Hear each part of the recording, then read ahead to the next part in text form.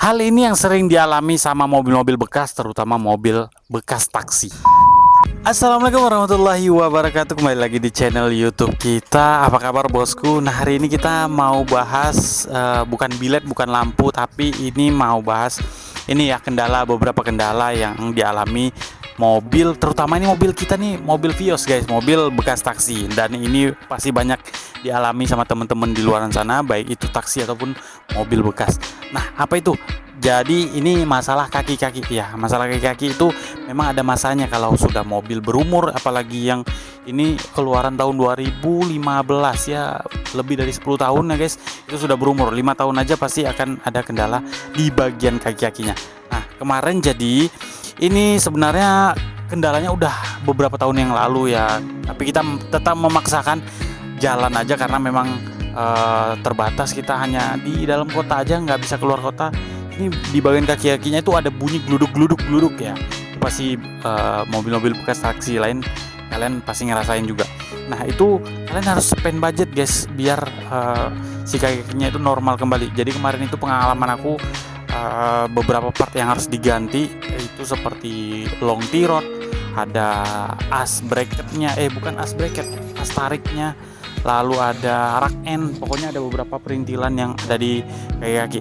Nah, tipsnya nanti aku kasih tips biar kalian bisa memangkas budget, kayak gimana cara biar pengeluarannya itu bisa ditekan. Karena kalau kalian beli semuanya secara offline di bengkel atau di toko spare part ya, itu harganya pasti agak sedikit mahal ya, terutama yang bagian kaki ini. Yang paling penting itu seperti long tirot sama rak end itu wajib ya, itu yang part-part yang bakalan buat berisik banget dan buat risih kalian gitu. Jadi kemarin itu yang kita ganti seperti apa namanya ini, kampas rem ya, karena sudah bongkar.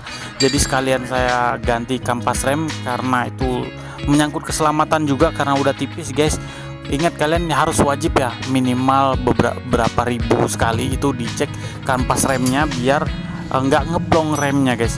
Lalu ada part lain seperti bos layang atau karet-karet bos kecilnya itu beberapa partnya itu juga harus diganti biar maksimal guys. Nah, jadi yang aku beli kemarin di online ya, itu lumayan memangkas budget karena selisih harga di spare part toko offline itu bisa sampai 500, bahkan sampai 1,5 juta bedanya. Ya, yang aku beli itu seperti long tirot sama rak end itu kita beli di online. Nah, jadi ada beberapa part yang kita beli online guys. Ini lumayan harganya selisihnya jauh banget ya guys. Tuh, ini kita beli tirot sama rak end ya guys. Coba kita bongkar isinya apa guys ya. Selebihnya aku nggak beli di online karena takutnya nggak sama nanti, itu pas dipasang agak susah. Jadi seperti bos layang-layang sama astarik itu saya nggak beli di online guys. Ini kita coba lihat isinya.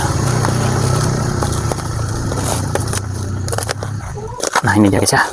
Oke, ini coba kita lihat isinya bos.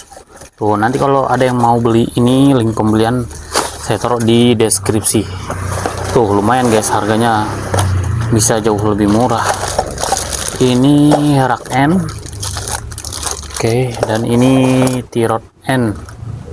Oke, beli di online ya. Kalian kalau mau beli online, usahakan ada rekanan bengkel yang bisa dikonsultasi dulu. Jadi biar nggak salah, karena beda tipe, beda kodenya nanti guys.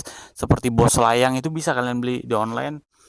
Kalau misalnya kampas rem, saran saya jangan beli di online karena dia beda banget bentukannya, takutnya nanti nggak masuk.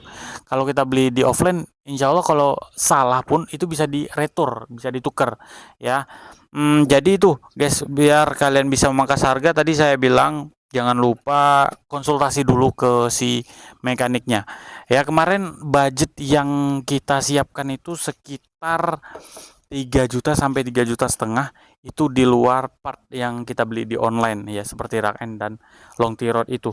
Nah, tapi itu beda-beda ya guys ya, beda-beda wilayah, beda-beda daerah, pasti beda harga jasanya. Itu udah termasuk jasa. Ya, jasa sekitar 500.000. Kemarin saya itu 700 karena sekalian dengan cuci ruang bakar, itu sudah termasuk jasa dicuci ruang bakar. Mungkin kalau hanya kaki-kaki aja, apalagi kalian punya bengkel temen rekanan, itu bisa lebih murah lagi. Ya mungkin daerah Jabodetabek bisa harganya lebih murah lagi guys. Gitu. Nah, part-partnya yang diganti udah aku sepilkan ya. Budgetnya yang harus disiapkan juga kalian udah aku sepilkan. Lain apalagi ya guys. Nanti kalau ada yang mau ditanyakan silahkan tulis di kolom komen. Mana tahu ada di sini penonton kita yang pengguna Vios juga bisa sharing-sharing pengalaman. Kebetulan saya sudah cukup lumayan berpengalaman di bagian Vios ini karena udah lama banget dan bikin kita sakit kepala guys ya. Makai Vios bekas taksi itu keluar masuk bengkel udah hal yang biasa. Oke, itu aja guys ya kesimpulannya. Buat yang mau beli mobil second jangan ragu, jangan, wajib kalian harus siapkan budget untuk servis segala macam bentuk dari mobil ini ya.